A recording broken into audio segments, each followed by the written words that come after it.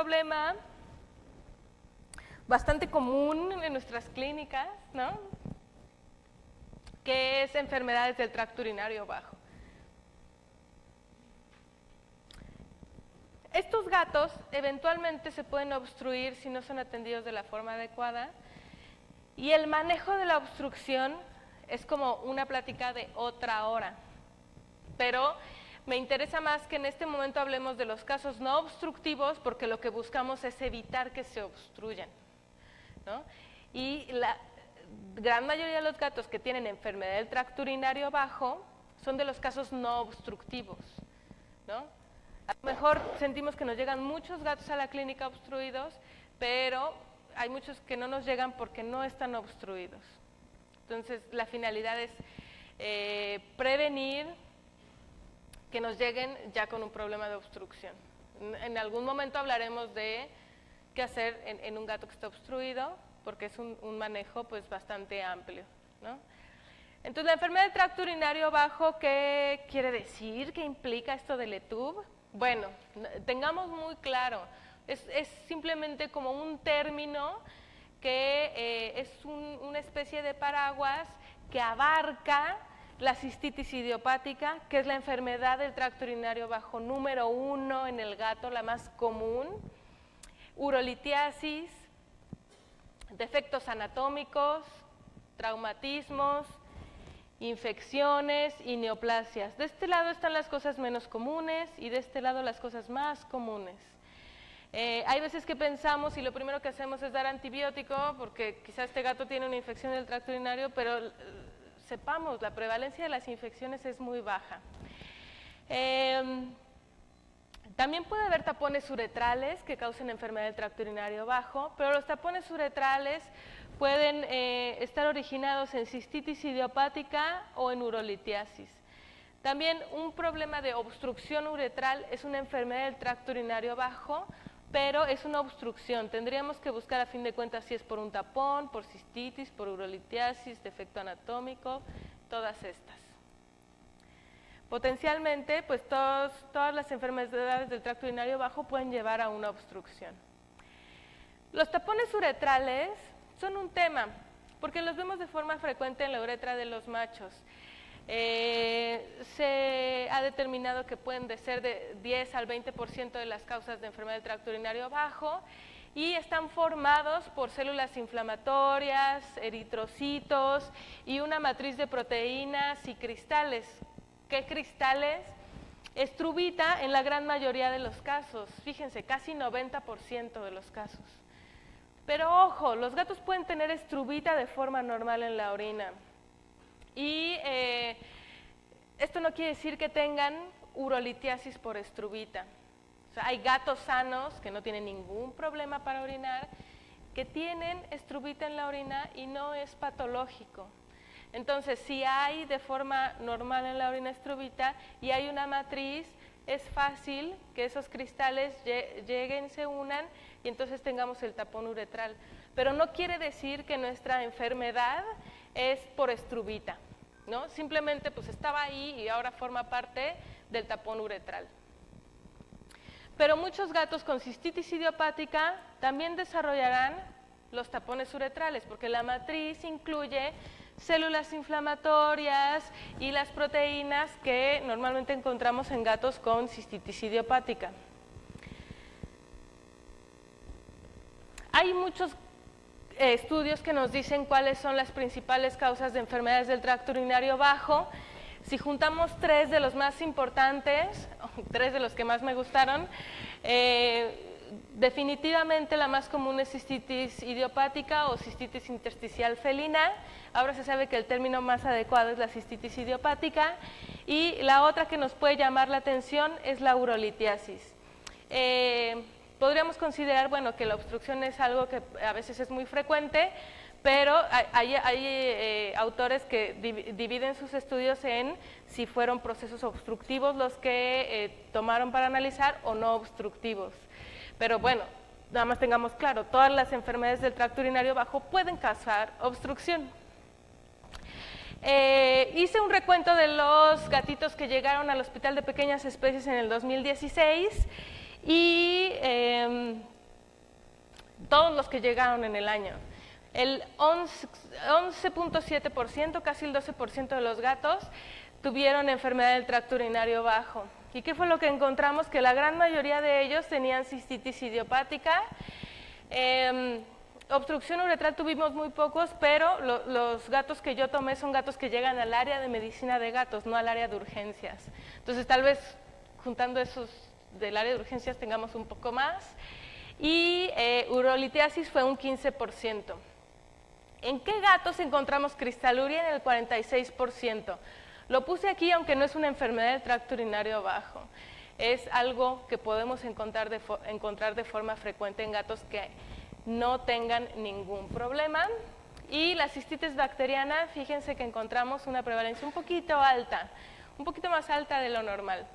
Pero ahorita vamos a ver, porque pues también estamos viendo muchos gatos viejitos. Y en los gatos viejitos, las infecciones del tracto urinario bajo son más frecuentes porque la densidad urinaria ya no es la misma.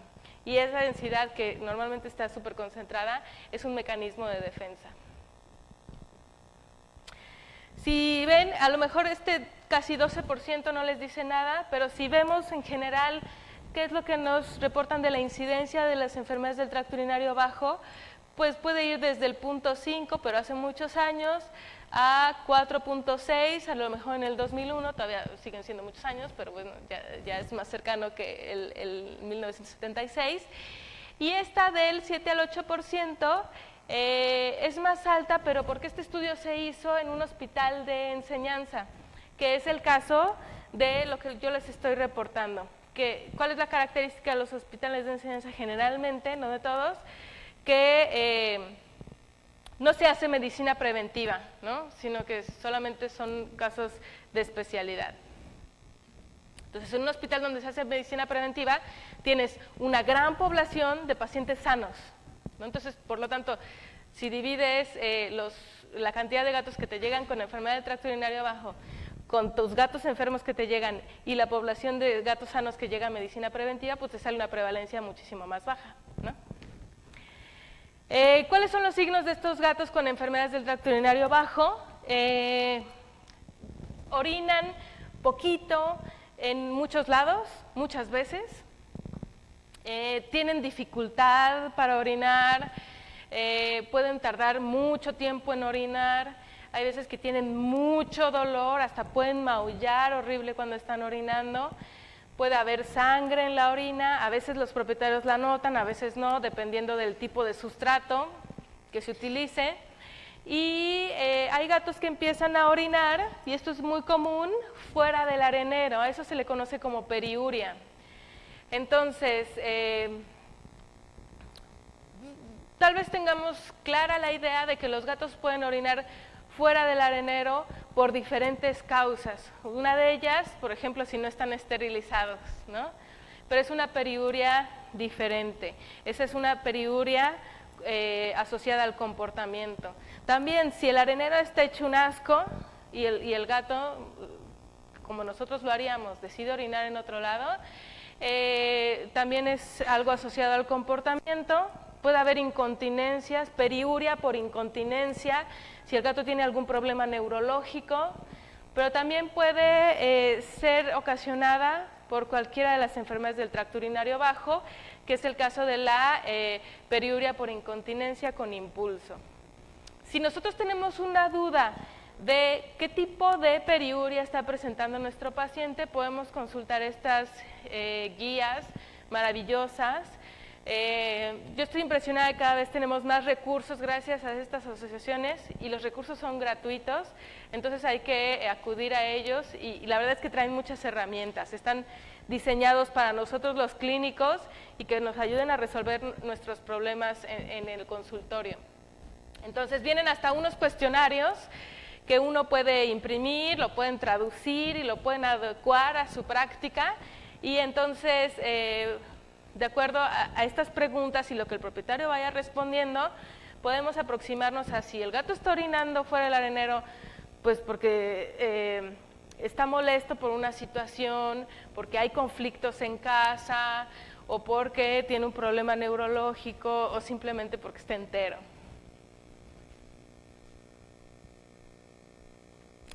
Algo muy común es que los propietarios llamen y digan, no, pues quiero una consulta porque mi gato no puede defecar, yo creo que tiene estreñimiento. En ese momento yo les recomiendo que le digan, le abro un espacio si quiere en 15 minutos, media hora, pero hoy mismo. ¿Por qué? Pues porque no podemos diferenciar un tenesmo fecal de un tenesmo urinario.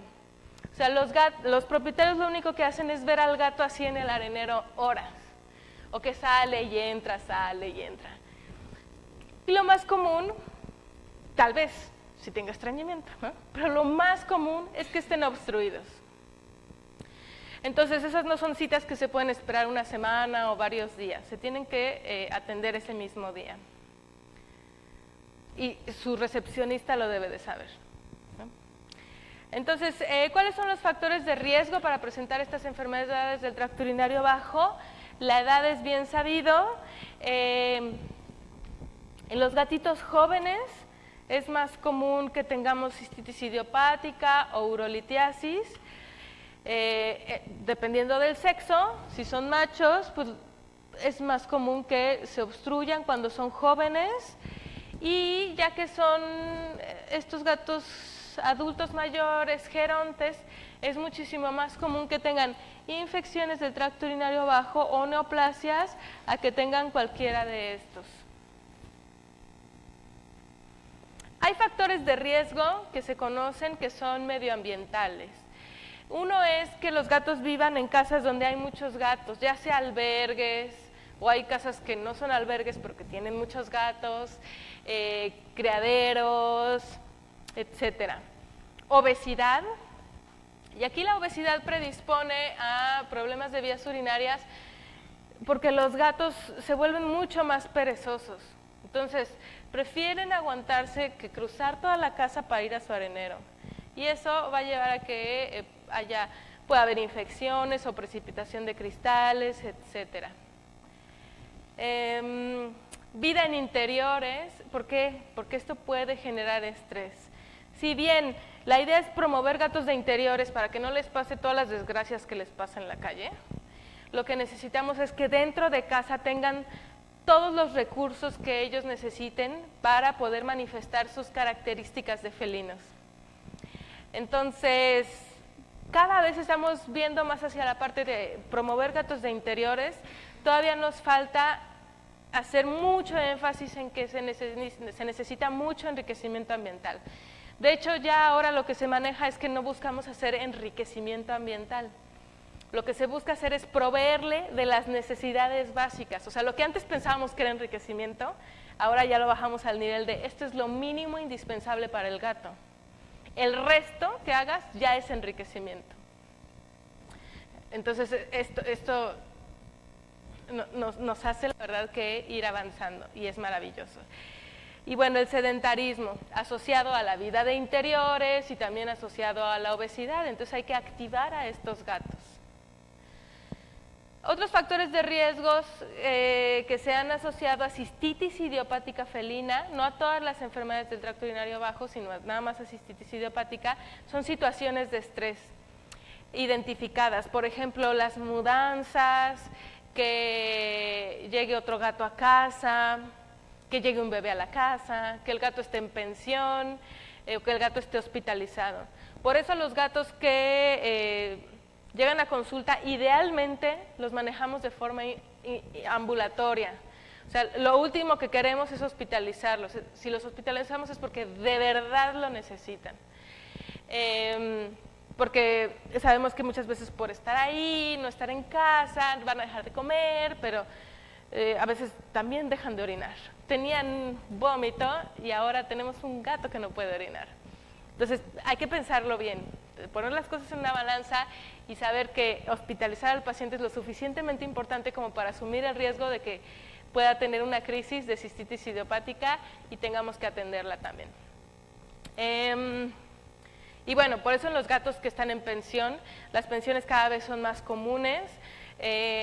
Al principio, cuando yo puse la clínica, jamás pensé en tener una pensión de gatos y ahora tenemos lugar para 50, ¿no? Porque la gente sale de vacaciones y quiere dejar a su gato pues con alguien que pueda cuidarlo. Pero sabemos que tenemos que estar súper pendientes de todo, que estén orinando, defecando, comiendo, contentos, porque si no nos podemos dar cuenta demasiado tarde cuando este gato ya no orinó por un día entero, ¿no? Entonces debemos de estar pendientes que orinen, pero también estar pendientes que estén contentos para que no tengan crisis de cistitis idiopática que los lleve a una obstrucción mientras están bajo nuestro cuidado. En general, para que nos quede claro, ¿cuáles son los factores de riesgo medioambientales que significan una situación de estrés para el gato? Todo lo que sea cambio. El gato es un maniático del control, ¿no? De saber qué es lo que va a pasar en cada momento, y eso sucede en las rutinas, en lo que siempre es igual. Y el día que hay un cambio, ese día el gato está en crisis. Por eso todo lo que vamos a hacer en los gatos es gradual. Introducir el alimento que queremos va a ser gradual. Hacer todos los cambios en casa para enriquecimiento mental va a ser gradual. Factores de riesgo asociados a cistitis idiopática que son de origen nutricional, bien reportado. El consumo de alimento húmedo disminuye la presentación de cistitis idiopática y el consumo de alimento seco la aumenta. Esto asociado también a un bajo consumo de agua. Los gatos todavía son muy desérticos y no tienen su chip de la sed tan activo como nos gustaría. Entonces, siempre una forma de engañarlos para que tomen agua es ofrecer alimento húmedo, donde el 70 o un poco más del porcentaje es agua. ¿En qué consiste la cistitis idiopática, que es la enfermedad del tracto urinario bajo más común en los gatos? Fíjense, de los gatos que les lleguen con estranguria, periuria, polaquiuria, disuria, hematuria, más de la mitad van a tener esta enfermedad. Si vemos el porcentaje de lo que hay reportado. Estos gatos tienen una actividad simpática incrementada. Estos gatos es como si tuvieran, no sé, o sea, algo que los estrese demasiado. No encuentran su celular, ¿no? Y viven con ese sentimiento todo el día, todos los días, nunca pasa. Así viven estos gatos. Entonces se ha visto que tienen insuficiencia adrenal y hay elevación de catecolaminas, pero nunca llega la respuesta adaptativa de ese estrés agudo a un estrés crónico. Entonces no hay un aumento de cortisol ni de ACTH. Entonces son gatos que en general los propietarios van a describir como que son gatos más nerviosos. Son gatos que no es que llegue un extraño a casa y vayan y lo marquen, no con orinas, sino con sus feromonas. Son gatos que llega un extraño y se esconden, ¿no? Necesitan esconderse para poder lidiar ellos solos como puedan con esa situación nueva y diferente. Entonces, esta situación de que está aumentada la actividad simpática va a llevar a que haya activación de las neuronas vesicales. Están muchísimo más sensibles, a que disminuya la capa de glucosaminoglicanos que recubre la vejiga y que protege del contacto de la orina con el urotelio. Hay edema, hemorragias, vasodilatación y ulceración que promueve inflamación, que promueve dolor, y entonces es un círculo del que los pobres gatos nunca salen. Entonces estos gatos y esta enfermedad también ocurre en humanos y sobre todo en mujeres. Y son mujeres que sufren mucho porque es un dolor tremendo.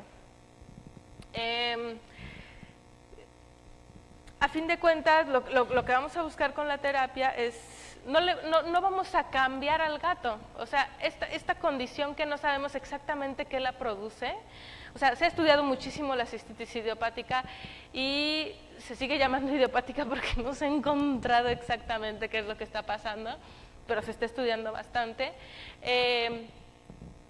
Y si bien no podemos cambiar al gato y su genética o su reacción hacia las situaciones nuevas, lo que sí podemos hacer es, dentro de lo que sabemos que puede estar pasando, pues dar tratamiento para que este gato se sienta mejor, para que salga de la crisis, pero su cistitis idiopática jamás la vamos a curar.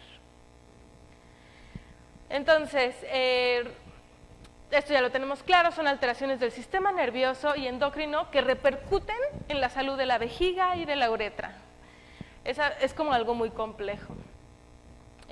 Y todo está relacionado con un estrés ambiental, pero sí tenemos que tener ese gato que tiene ese problema en la situación que va a hacer que haya la crisis. Entonces, lo que buscamos es que este ambiente particular, ya que lo identifiquemos, lo modifiquemos para que este gato particular que tiene la cistitis idiopática no esté en situaciones que favorezcan que tenga la molestia. Entonces, hay dos tipos de presentaciones, una donde el gato tiene episodios que resuelven, van y vienen, y otra donde los gatos tienen signos clínicos de forma crónica. Estos casos son muy raros, ¿no? Lo más común es que los gatos estén mal una semana y luego 3 meses bien y luego mal una semana, cosas así.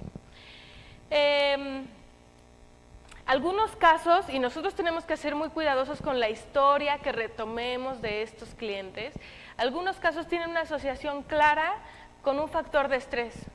Pero entonces nosotros tenemos que ser capaces de preguntar a los propietarios para poder saber si hay algo que haya estresado al gato.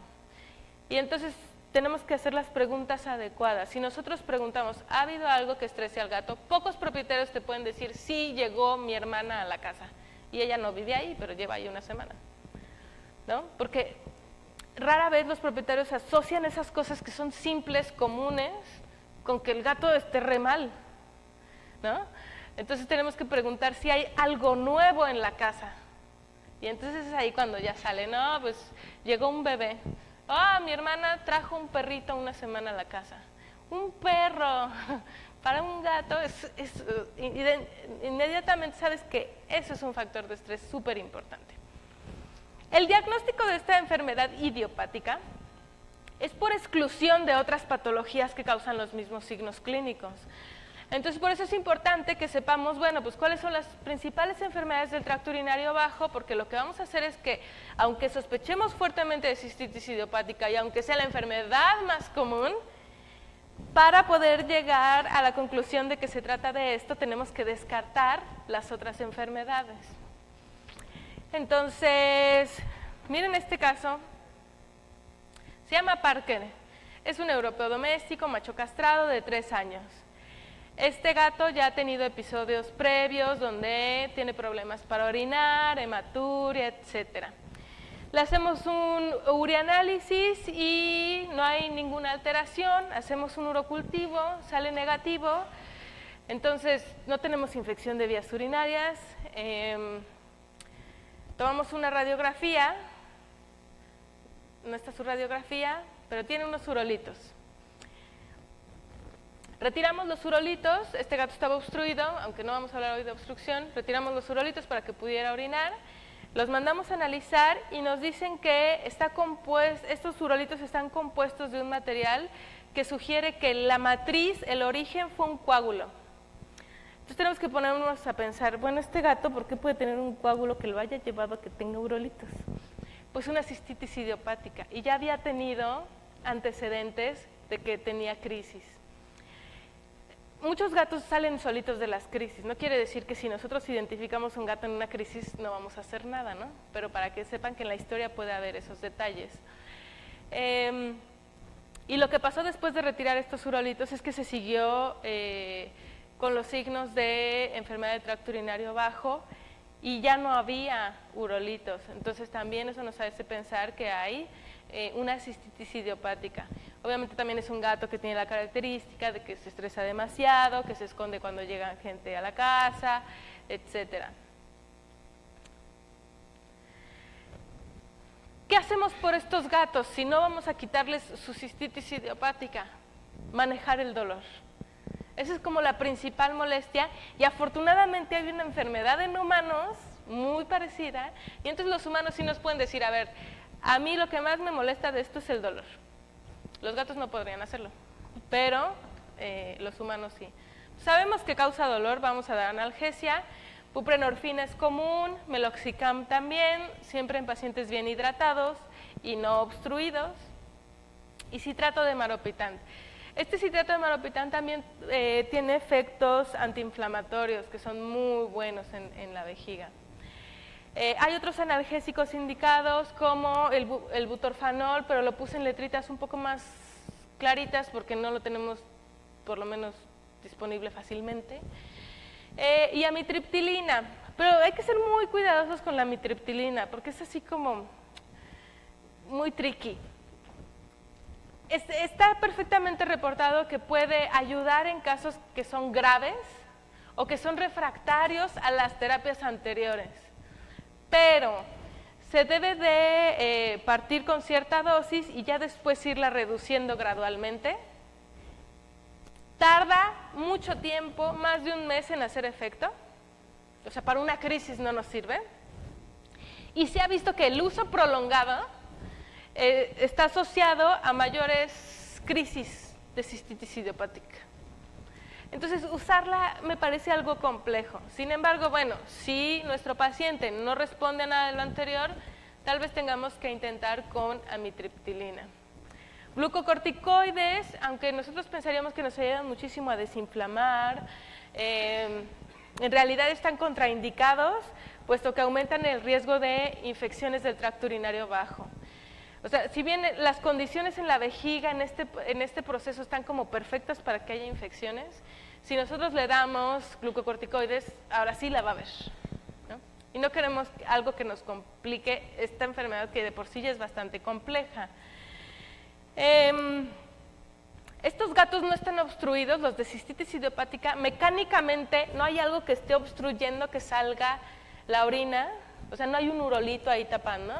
Puede ser que haya un tapón, por supuesto, pero en los casos en los que no hay ese tapón, lo que sucede es que hay un espasmo uretral tremendo, que aunque el gato quiere orinar, no puede. Entonces, el medicamento que más ha funcionado y que tiene menos efectos adversos es la prazosina. Afortunadamente la tenemos disponible, no sabe tan mal, entonces no es que nos sea muy complejo dárselo a los gatos. Hay otros medicamentos que también pueden estar indicados, pero no los puse pues porque no los tenemos disponible. Y si bien hace muchos años utilizábamos diazepam como un relajante del esfínter, en la actualidad ya no está indicado utilizar diazepam en gatos porque se sabe que puede haber necrosis hepática fulminante, o sea, no hay vuelta atrás, se muere el gato. Entonces, si hay otros medicamentos que ni siquiera son controlados y que no tienen ese riesgo, pues entonces mejor utilicemos esos. Suplemento de glucosaminoglicanos. Lo que sucede con esta capa de glucosaminoglicanos es que está aquí, normalmente está aquí, y protege de que la orina que está aquí tenga contacto con el uroepitelio. Entonces, si no tenemos esta capa de glucosaminoglicanos, la orina toca con el uroepitelio y también con las células nerviosas, y entonces eso las estimula más y las irrita más. Estos son los fármacos que se han utilizado con la intención de suplementar esta capa de glucosaminoglicanos, ¿no? La glucosamina y el polisulfato de pentosano. Hay algunos alimentos que ya los traen incluidos, entonces por lo menos de esos glucosaminoglicanos nos tenemos que olvidar y ya no es un medicamento más. Si de por sí para los gatos el asunto de estarlos medicando es estresante, imagínense un gato que su enfermedad está ocasionada por estrés. Estarlo ahí medicando y que solo estrese, y entonces ¿a qué hora se va a curar? O sea, entre menos medicamentos mejor. Cambio de la dieta, esto es como de las cosas más importantes, pero lo que sí es que gradual, ¿no? Cambio de la dieta hacia algo que tenga más agua. También hay una idea como bastante común en el gremio de que los gatos no deben de consumir alimento húmedo, y eso no está más que mal, ¿no? Si no toman mucha agua estos gatos, porque todavía tienen mucho de sus antecesores desérticos, y aparte tienen un problema de vías urinarias, lo mejor que podemos hacer por ellos es darle alimento húmedo, porque esto nos va a ayudar a que no se concentre la orina y que el gato tenga que orinar y orinar y orinar, y entre menos orina haya en la vejiga, menos va a irritar a la mucosa, al uropitelio y a las terminaciones nerviosas, que de por sí ya no necesitan ser estimuladas porque están estimuladas de más. Entonces, alimento húmedo, muchas veces lo ideal es irnos hacia el alimento de prescripción, que nos va a ayudar más con este problema, pero también no somos tan estrictos. El asunto es que consuma alimento húmedo el que quiera, ¿no? Y vamos a irlo introduciendo gradualmente, no es así de sorpresa, hoy alimento nuevo. Para un gato que odia lo nuevo y ama su rutina, eso es como, no me hagas esto, ¿no? Y aumentar su consumo de agua, hay varias estrategias, y la finalidad del objetivo es diluir la orina. Esto nos va a ayudar a que no haya tanto daño a la vejiga. Y si el gato tiene mucha orina, ¿qué va a hacer? Va a orinar bastante. Una forma de estimular el consumo de agua es con fuentes. A los gatos les encanta el agua fresca, el agua que está corriendo. Entonces las fuentes les fascinan, o el grifo les fascina. Los platos donde sus bigotitos no tocan las paredes, platos que no guardan olores y platos distribuidos por toda la casa. Y el del número de platos de agua que debe haber en casa es el número de gatos más 1, es la regla de los areneros. Y también la modificación ambiental multimodal. Esta también es de las cosas más importantes del tratamiento de esta enfermedad. Entonces, o sea, de hecho nosotros podríamos obviar los medicamentos con que nos enfoquemos a que este gato viva bien, vamos a tener muy buenos resultados, ¿no? ¿En qué consiste la modificación ambiental multimodal? En que se identifique qué le falta a este gato para estar contento, qué le falta para ser feliz y entonces se le dé. Pues le faltan perchas para que trepe, le faltan cajas para que pueda esconderse, le falta actividad física, le falta que juegue, le falta que tenga actividad de depredador con los juguetes, etcétera. Todo eso debemos de hacer como todo un cuestionario a los propietarios y entonces darles las recomendaciones. Es algo como muy bonito, porque a fin de cuentas lo único que estamos haciendo es que este gato viva mucho mejor. A fin de cuentas, si estamos teniendo otro problema, si el problema es urolitiasis y todavía no lo hemos detectado, no se preocupen, este gato va a vivir mucho mejor. Eventualmente vamos a llegar a la radiografía y vamos a resolver ese asunto de la urolitiasis, ¿no?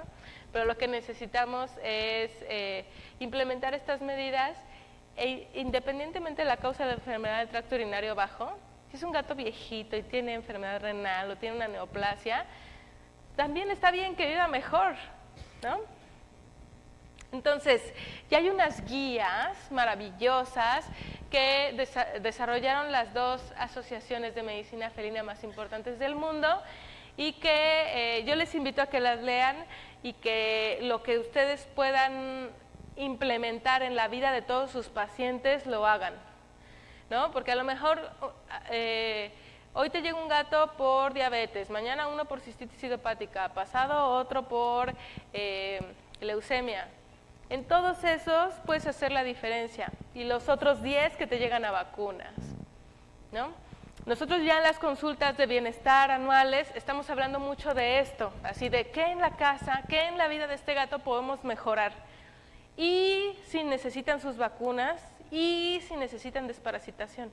O sea, ya la vacuna y la desparasitación no es el foco de la consulta, sino mejorar la calidad de vida de los gatos. Y esto, bueno, se sabe que es tan importante. Hay un doctor que es el doctor Buffington, que ha estudiado la cistitis idiopática durante años y tiene una cantidad de estudios impresionantes de cistitis idiopática. Y a fin de cuentas, lo más relevante es que hacer enriquecimiento ambiental es como la mejor estrategia para tratar y prevenir la cistitis idiopática. A lo mejor no prevenir la enfermedad, sino las crisis que ocasiona la cistitis idiopática. Entonces, hay todo un sitio, este doctor es de la Universidad de Ohio, que afortunadamente también está en español, y nosotros podemos entrar y ver qué hay ahí, pero también mandar a los propietarios a que vean esos recursos, porque también a veces es difícil que nos crean que su gato está sufriendo y no puede orinar porque está estresado. Es como, bueno, ¿dónde está la relación? Pero bueno, si ven que hay mucha evidencia, hay mucho estudio detrás, pues van a estar muchísimo más tranquilos. Entonces, muchas ideas de enriquecimiento están aquí. A fin de cuentas, todo lo que le damos a los propietarios son ideas de enriquecimiento, porque su casa es diferente una de otra. Su estilo de vida, la cantidad de personas que viven en la casa va a variar siempre.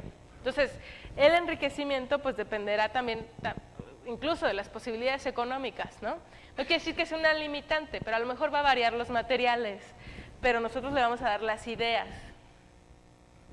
Y bueno, también podemos utilizar feromona facial sintética, que sabemos es que provoca, es decir, Feliway, que provoca una sensación de bienestar en los gatos.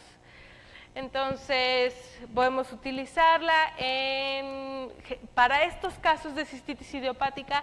Lo que se recomienda es que se utilice en difusor, pero obviamente no quiere decir que si nosotros diagnosticamos un gato con cistitis idiopática, la receta va a decir Feliway, difusor, y vamos a creer que este producto es mágico y que solo va a hacer todo el trabajo.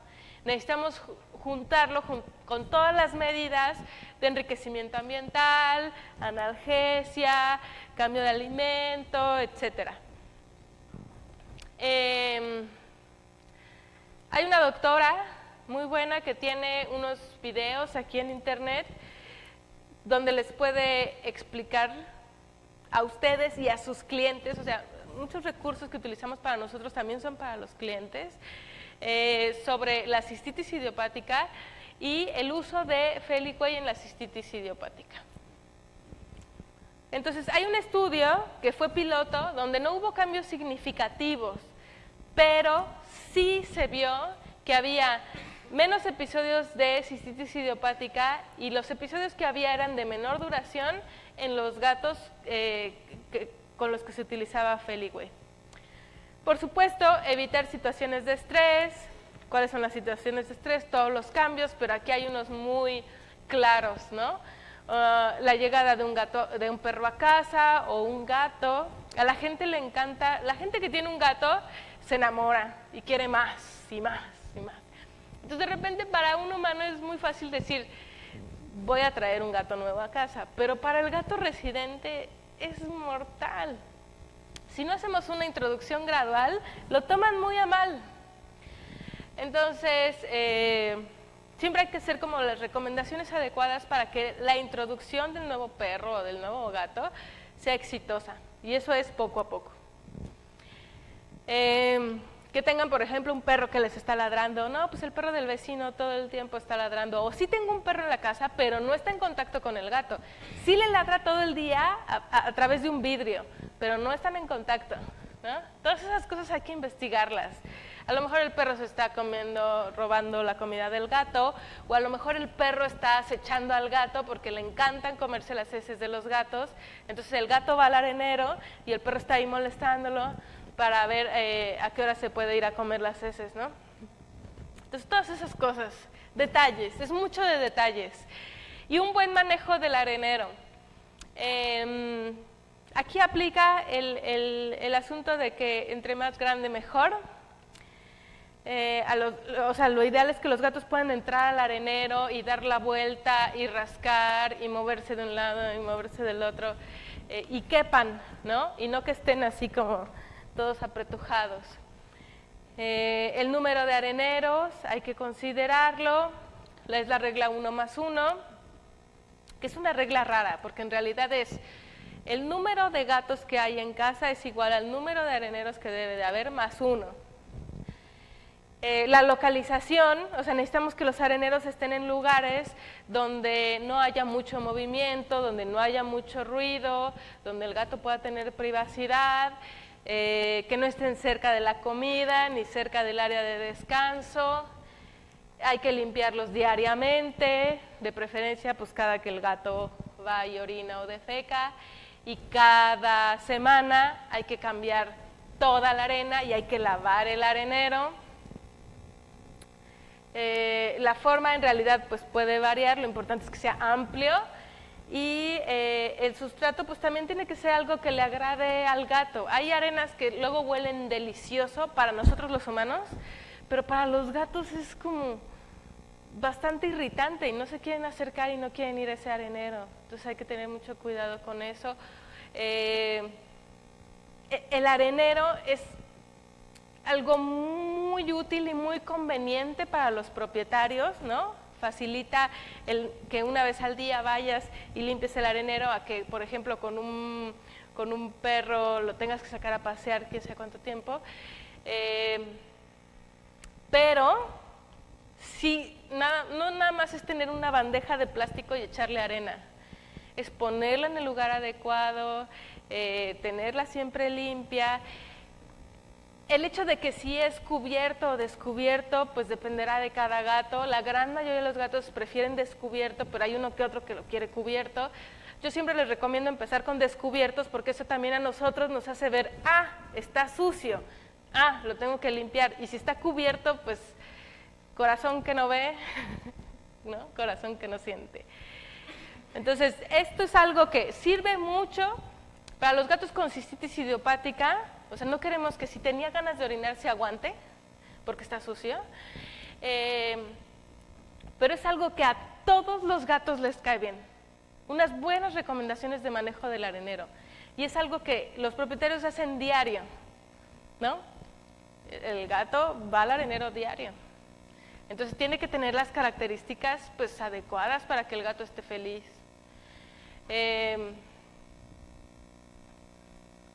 En cuanto a la urolitiasis, no va a ser un problema tan común como la cistitis idiopática. Abarca como del 15 al 23% de los gatos con enfermedades del tracto urinario bajo. Y bueno, estas piedras se forman a causa de una sobresaturación de la orina, causando pues primero la formación de los cristalitos y luego que se peguen y ya hagan la piedrita, ¿no? Entonces, esto se ha ido modificando a lo largo del tiempo. Al principio teníamos muchos gatos con enfermedad por urolitiasis por estrubita, muchos, y que es un urolito que se genera principalmente en un pH alcalino. Entonces se empezaron a modificar las dietas y se hicieron acidificantes. Pero todos los extremos son malos. Después nos fuimos al extremo de que ya la gran mayoría de los urolitos son de oxalato de calcio.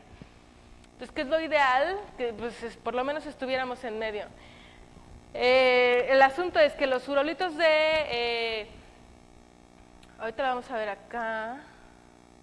Los urolitos de estrubita se pueden disolver fácilmente dando una dieta que sea acidificante. Entonces, es una piedra que no requiere cirugía para sacarla. Eso es fenomenal, ¿no? Debemos de tratar de evitar las cirugías. Damos una dieta adecuada, sobre todo húmeda, y en alrededor de un mes podemos ver excelentes resultados. ¿no? Esta es la radiografía de una gatita europeo doméstico, hembra castrada de 3 años, que llega a consulta por hematuria, polaquiuria y periuria de 2 meses. En la historia nos dice que hay 7 gatos más en casa. Cuando sabemos que hay muchos gatos en casa, automáticamente sabemos que hay estrés. Los gatos no están hechos para vivir muchos gatos juntos. Y con uno se pelea desde hace 2 meses. Por esa historia nosotros podríamos pensar que es una cistitis idiopática, pero sabemos que es una enfermedad que se diagnostica por descarte de otras enfermedades del tracto urinario bajo. Estamos obligados a tomar una radiografía. ¿Y qué es lo que encontramos? Un urolito T. Entonces, en ese momento, siempre me encanta dar la opción de dar una dieta de prescripción con la finalidad de ver si es destrubita. Si es destrubita se va a deshacer. Si no es destrubita, no se va a deshacer. En la radiografía control lo vamos a ver exactamente igual y entonces ya entramos a cirugía. ¿Y qué es lo que encontramos? Pues que sí, que fue destrubita. Entonces, de todos modos, esto nos sirve para que no nos vayamos con las apariencias, ¿no? Y que le demos la oportunidad a las dietas para poder evitar que este gato sea sometido a un procedimiento quirúrgico.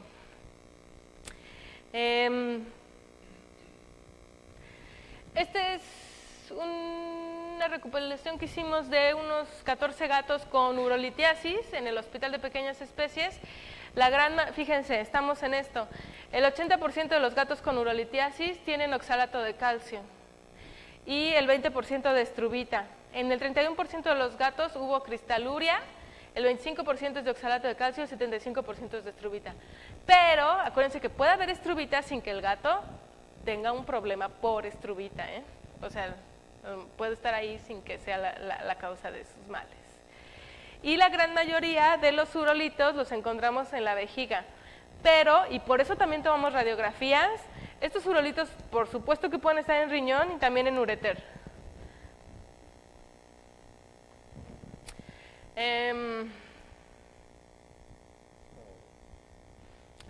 Fíjense, esta gata en el examen físico, la del urolito de estrubita, lo que tenía era una vejiga vacía, alopecia en abdomen, ventral, caudal.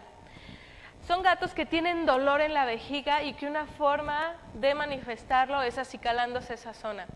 Entonces, no todos los problemas que son de alopecia tienen que ver con necesariamente un problema dermatológico primario. ¿Sale? Fíjense el pH de la orina de esta gata, 7, es bastante alcalino, por ahí ya podemos empezar a intuir que tenía un problema con estrubita, tenía hematuria, proteinuria, probablemente un proceso inflamatorio por el urolito es común, no necesariamente indica infección. En los perros me parece que es muy común que los urolitos de estrubita estén asociados a infecciones, en los gatos para nada. O sea, no es el origen. Y no hay cristales. Es común que no haya cristales en un gato que tiene urolitiasis. Entonces, si nosotros hacemos este urianálisis nada más, no quiere decir que por no ver cristales no vamos a tomar la radiografía. En el caso de los urolitos de oxalato de calcio, pues se requiere una extracción quirúrgica, siempre que la condición del paciente lo justifique. Hay veces que tomamos una radiografía porque el gato se cayó y vemos los urolitos, pero el gato está perfecto. Si no tiene signos clínicos que lo justifiquen, no los vamos a quitar. Sobre todo cuando están en riñón. Y hay una técnica, si los urolitos son muy pequeños, de urohidropropulsión, en el que el gato, o sea, este es el gato, aquí está su cabeza y aquí está su cola, se coloca en posición vertical, anestesiado obviamente, y entonces se introduce solución salina y se presiona la vejiga de tal forma que por gravedad los urolitos salgan a través de la uretra. La verdad es que yo nunca lo he hecho porque me da preocupación, pero si lo quieren intentar es con urolitos muy pequeños. El más grande que se ha reportado en un estudio que han sacado por esta técnica es de 5 milímetros y en hembra, en macho de 1 milímetro. O sea, si ustedes en la radiografía ven que es un urolito más grande, no lo intenten.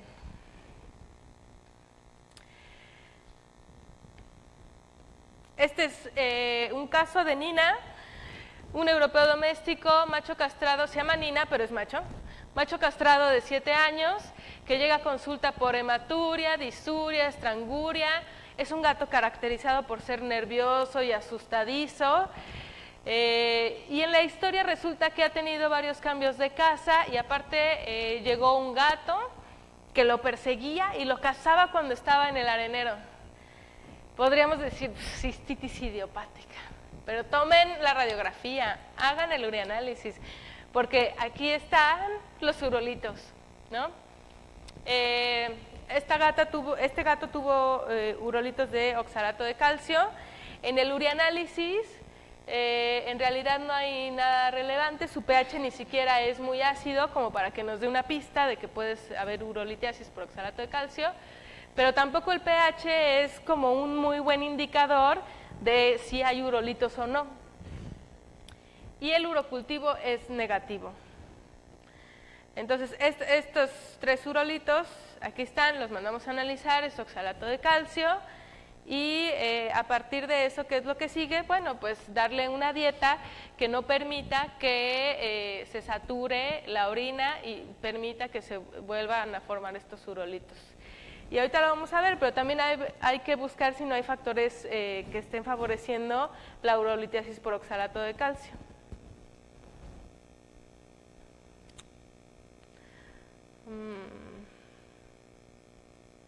Este es otro gato de 4 años, igual con una urolitiasis por oxalato de calcio. Pero miren, tampoco por la apariencia externa podemos decir qué tipo de urolitos no son. Estos son oxalato de calcio y estos son oxalato de calcio. Por eso es siempre muy importante mandarlos a analizar, porque sí queremos saber qué tenía, pero lo que queremos saber no nada más es por curiosidad, queremos saber cómo vamos a hacer para que no se vuelvan a formar. Y afortunadamente la Universidad de Toluca, ustedes los pueden enviar y sin ningún costo se los analiza el doctor Del Ángel muy amablemente. ¿Cómo vamos a prevenir? Pues buscar si este gato no tiene hipercalcemia, hipercalciuria o acidosis metabólica, que son factores que sabemos que pueden favorecer la formación de urolitos de oxalato de calcio. Y una forma directa de prevenir es aumentar el consumo de agua, ofrecer alimento húmedo, ofrecer dietas que nos permitan un control del pH urinario y estar haciendo periódicamente estudios radiográficos y urianálisis controles. El diagnóstico en general de las enfermedades del tracto urinario bajo se hace con un gato que nos llega a consulta con signos clínicos, periuria, estranguria, periuria, hematuria, todo eso. Una historia clínica súper completa porque sabemos que la cistitis idiopática es la causa número 1 y tenemos que rascarle ahí. Y ya lo vieron con muchos casos que les presenté. Estos gatos tienen factores de estrés, aunque no necesariamente tengan cistitis idiopática. Entonces, todo lo que podamos hacer para mejorar la vida de ese gato le va a ayudar mucho, aunque su problema sea urolitiasis. Hay que hacer un examen físico general, un urianálisis y radiografía. El urianálisis y la radiografía son las 2 mejores pruebas para hacer en estos gatos que nos van a dar más información con menos dinero gastado por parte del propietario. Y dependiendo de lo que encontremos en las pruebas iniciales o de acuerdo al estado del paciente, la respuesta que haya tenido al tratamiento, entonces podremos determinar si necesitamos otro tipo de pruebas. En la evaluación física, estos gatos pueden tener una vejiga bastante dolorosa. Normalmente está pequeña, porque estos gatos están orinando de forma frecuente. Puede ser que la lleguemos a palpar engrosada, como una pelota de béisbol, y si el cálculo es muy grande puede ser palpable. Hay veces que sienten tanta molestia cuando los palpamos que orinan después de que hacemos la palpación abdominal, y para palpar bien la vejiga podemos hacerlo con las dos manos como si fuera una paletita, o también con una mano muy hacia caudal. Y siempre revísenles la barriguita por si no se están lamiendo y tienen una zona alopécica a la altura de la vejiga.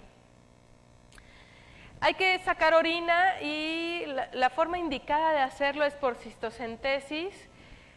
Podemos hacerlo por micción, pero entonces no vamos a poder hacer urocultivo, y la compresión manual de la vejiga tampoco se las recomiendo porque es muy molesta para ellos.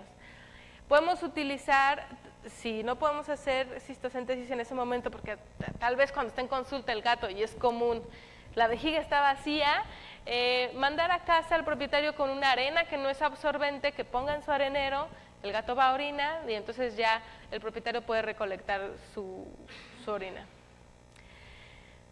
La densidad urinaria nos ayuda muchísimo, sobre todo porque sabemos que va a estar normal en los gatos que no tienen problemas de riñón, pero si encontramos que está disminuida, pues nos da una muy buena idea de que tenemos que empezar a buscar comorbilidades.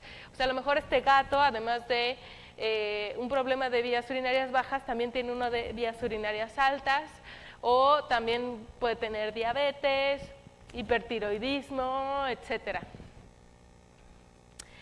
Y en cuanto al urianálisis, bueno, es importante el análisis bioquímico, ese se hace fácilmente en la clínica con las tiras reactivas. Ojo, los leucocitos y los nitritos no son confiables para decir hay una infección de vías urinarias, porque utilizamos las tiras que se utilizan en humana. En humana sí sirven, pero para los gatos no. Entonces, esos no los tomen en cuenta. Y la hematuria, si es que la hay, puede haberla o no en un mismo gato en un mismo día, puede ser macroscópica o microscópica, y las tiras nos lo pueden determinar. Lo que sí es que si hicimos la colecta de la orina por cistocentesis, el método de muestreo puede ocasionarnos hematuria, y una forma de corroborarlo en este caso, porque si no estamos seguros si la hematuria es por la cistocentesis o porque de verdad el gato tiene hematuria, es el siguiente urianálisis, colectar la muestra por otro método que no sea cistocentesis. En cuanto a la piuria, ya vimos que los leucocitos no los vamos a tomar en cuenta en las tiras para determinarlo, se tiene que hacer un análisis del sedimento, y es común que la haya en gatos que tienen infecciones y que tienen obstrucciones, infecciones de vejiga y obstrucciones de la uretra. También lo vamos a encontrar en muchos gatos que tienen urolitos de struvita, y también la vamos a encontrar incluso cuando no hay infección, o sea que haya leucocitos no quiere decir que haya infección, hay inflamación. Pero pues si nos dice, ¿podrías por favor hacer un urocultivo? En gatos con cistitis idiopática rara vez vamos a observar estos leucocitos. Y la cristaluria, esto tómenle una foto por favor. Para algo les va a servir alguna vez, espero. Es muy importante, puede haber cristaluria sin que quiera decir que hay piedras. Puede haber piedras sin que haya cristaluria. Si hay cristaluria y hay piedras, no quiere decir que los cristales corresponden al material del que están formados los urolitos. Y un gato que no tiene signos clínicos de enfermedad del tracto urinario bajo puede tener cristaluria sin que esto tenga alguna relevancia clínica. Entonces, esto quiere decir, no por ver struvita en un urianálisis quiere decir que automáticamente tenemos que poner a estos gatos en una dieta de prescripción. Es normal que haya cristales de struvita.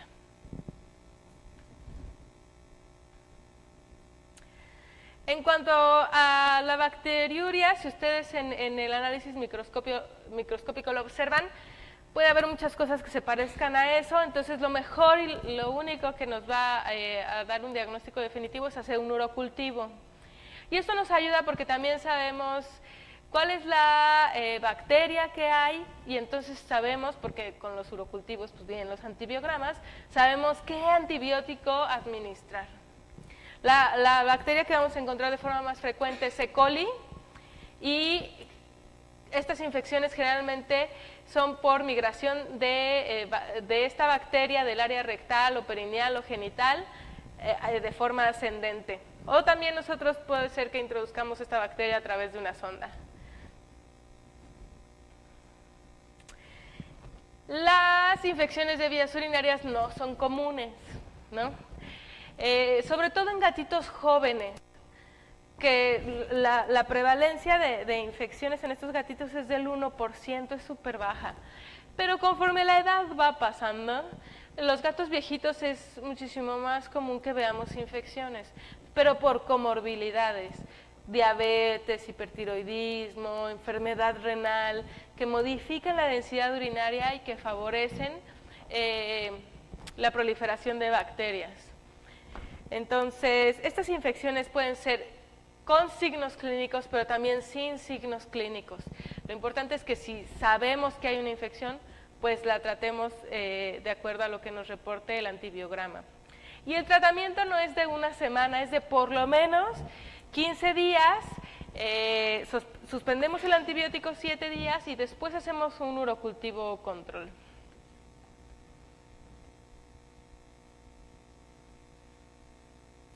A todos estos gatos hay que tomarles radiografías, pueden ser simples o pueden ser con medio de contraste o con doble medio de contraste. Obviamente hay que ir en ese orden dependiendo de si encontramos o no la respuesta en el primer estudio.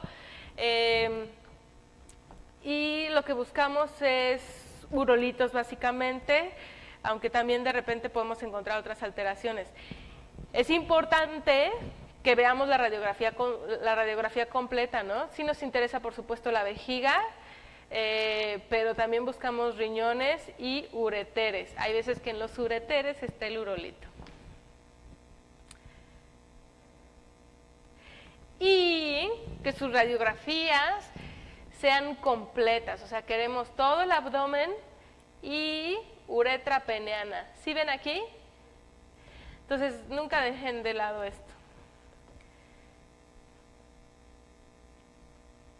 El ultrasonido lo podemos indicar en gatos que no tuvieron respuesta al tratamiento y no hemos tenido ninguna evidencia de que se trate, por ejemplo, de urolitiasis en las radiografías, no hay infección de vías urinarias, y pues se hace finalmente para descartar cosas que no vemos en las radiografías, como coágulos, neoplasias y algunos urolitos radiolúcidos, si es que no hicimos las radiografías con medio de contraste. No corre el video, pero bueno, esta es una neoplasia que está en la vejiga, que está muy grande, pobre gato, y que está sumamente irrigada.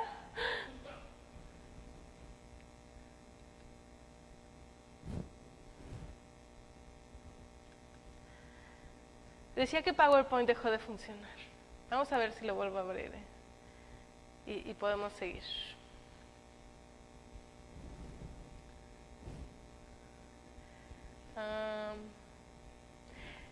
Dice que le hace falta una licencia. Pero vamos a ver si nos deja seguir trabajando un rato. Sí.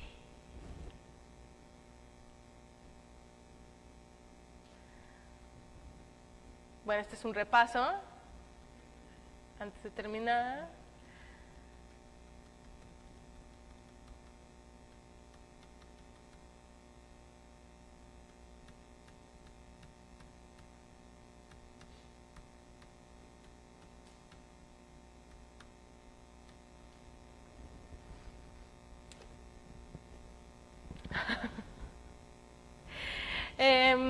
Y por ejemplo, este gato es un gato geronte de 18 años,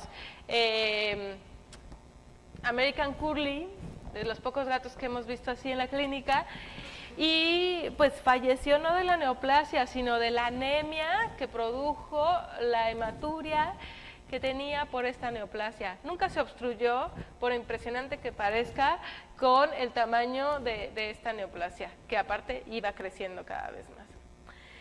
Entonces, bueno, nosotros podemos tener como los mejores conocimientos y hacer un excelente diagnóstico, pero si no nos comunicamos bien con los propietarios, nunca van a entender de por qué es importante el enriquecimiento ambiental, por qué es importante el alimento húmedo o que pongan más fuentes de agua. Si es que no conocen pues de lo que se trata la enfermedad o no podemos comunicarles lo importante que es, ya sea cistitis idiopática o urolitiasis, que tomen agua, ¿no? Entonces necesitamos comunicarnos muy bien con los propietarios para que tengamos pues lo que todos perseguimos. El propietario va a estar en consulta porque persigue algo y nosotros estamos ahí para dar un servicio porque perseguimos algo, gatos contentos y felices. Acuérdense que hay periuria por comportamiento, siempre hay que descartarla, cistitis idiopática y urolitiasis como las causas más comunes de enfermedades del tracto urinario bajo, y si nosotros favorecemos el consumo de agua, si favorecemos la administración de alimento húmedo, si promovemos un manejo ambiental multimodal y si enseñamos a los propietarios de cómo hacer un manejo apropiado del arenero, vamos a ayudar muchísimo a estos gatos para estos problemas, pero también en su vida en general. Y bueno, esto para todos es un compromiso a largo plazo, porque cada que el gato venga a sus revisiones anuales tenemos que ver cómo se ha mejorado la vida de ese paciente año con año. Ya con esto termino y no sé si tengan alguna pregunta antes de ir a receso.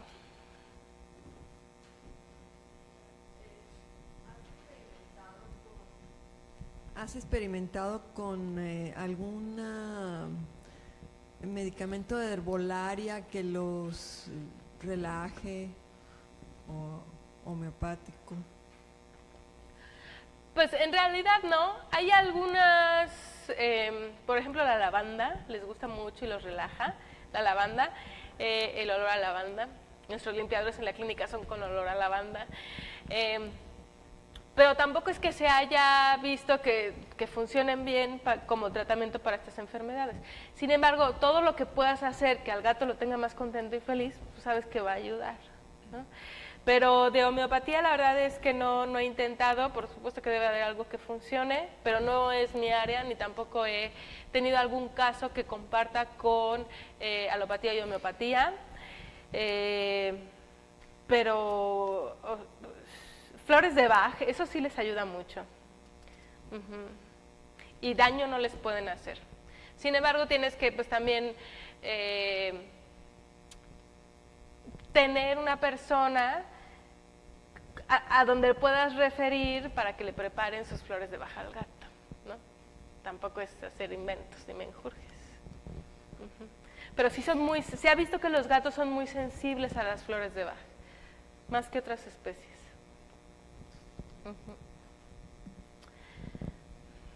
¿Alguien más?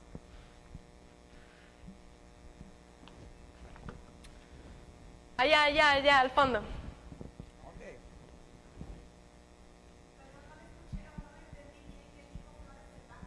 Flores de Bach, ajá. Son esencias que son moléculas muy pequeñas que o sea, por ejemplo, no tienen un sabor en particular. De hecho, se maneja mucho en humanos y lo que hace es tratar afecciones emocionales, ¿no? Entonces hay como toda una super gama y dependiendo de cuál sea el problema emocional se pueden hacer diferentes preparaciones. De hecho, hay algunos gatos, por ejemplo, que viajan y para ese cambio, para ese momento, hay algunas preparaciones de flores de Bach que les ayudan a estar más relajados. Y se pueden administrar en el agua de bebida para procesos crónicos. Se pueden administrar en gel, hay concentrados que se pueden aplicar en las orejas. Y de hecho ya hay, estoy segura que sí lo hay, bueno, a veces pierdo la razón un poco, pero estoy segura que ya de línea veterinaria ya hay quien hace flores de Bach para perros y gatos. Funciona muy bien en humanos, se ha visto que los gatos son un poco más sensibles a estas flores que los perros, y para algunos casos funciona. Tampoco quiere decir que para todos, es como el Feligoy, no quiere decir que vas a dar la flor de Bach y no vas a hacer nada más, tienes que complementarlo con todas las otras medidas, ¿no? Sí hay como estudios detrás de la utilización de las flores de Bach, porque si bien en el medio tenemos como muchos productos y pocos de ellos son probados, hay varios, de hecho hasta libros de cómo preparar y qué flores para qué situaciones en los gatos específicamente, flores de Bach para gatos. Las flores de Bach son B-A-C-H. Es como un mundo aparte, ¿eh? 2 preguntas más, por favor. Una, usted dijo en la cirugía que se tenía que utilizar más bien que no utilizáramos nylon. ¿Qué recomienda? ¿Para el OVH? Sí.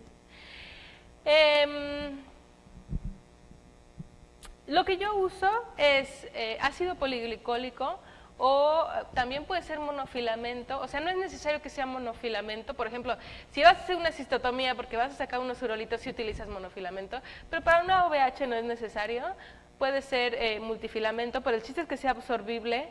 Catgut jamás, o sea, aunque es catgut, no. Los gatos reaccionan horrible al catgut.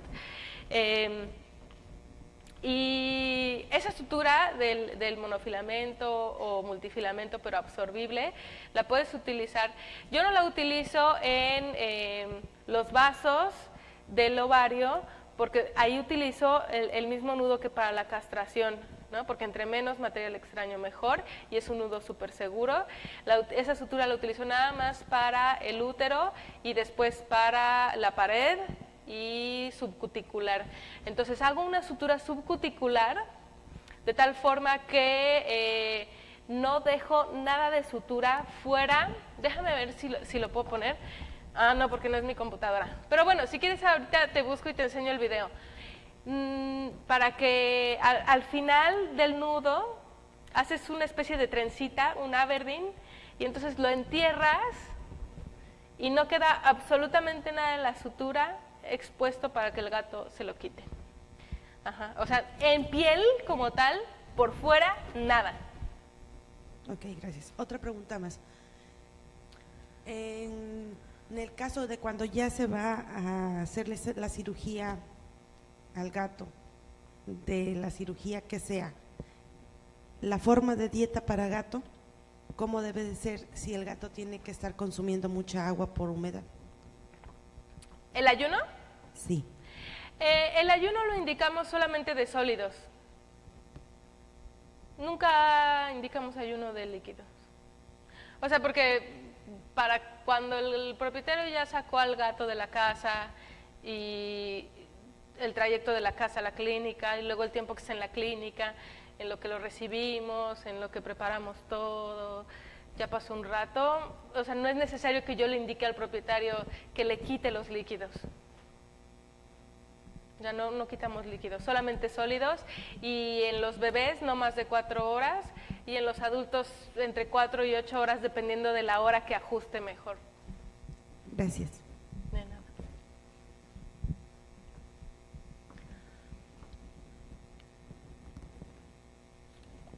¿Listo? Entonces nos vamos a receso. Sí. ¿A qué hora hay que regresar? ¿Qué es? 40 minutos yo creo, ya es. Ay, ya. Hay que regresar ya.